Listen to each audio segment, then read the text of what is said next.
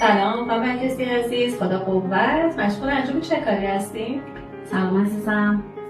دارم قرارداد غیر حضوری رو تنظیم میکنم. 2 متقاضی دارم که ساکن بوشهر هستن و نمیتونن تهران به صورت حضوری بیان. حتی بهشون گفتم دفتر شیراز برن، باز نتونستن و قرارداد رو دارم تنظیم میکنم برای پریمدیکال کشور مجارستان هستش که انشالله دیگه براشون پست کنم آماده که شد.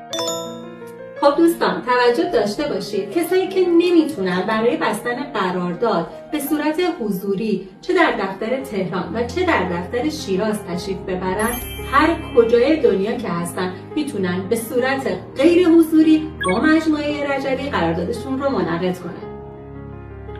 چقدر خوب. بله، به طور مثال ما الان متقاضی رو داریم که ساکن مجارستان هستش و داریم برای کشور هلند کارشون رو انجام میدیم. عراق هستن برای فرانسه، ترکیه هستن برای در واقع کشور آلمان و تمام این دوستان به صورت غیر حضوری قراردادشون رو با دفتر رجبی منعقد کردن.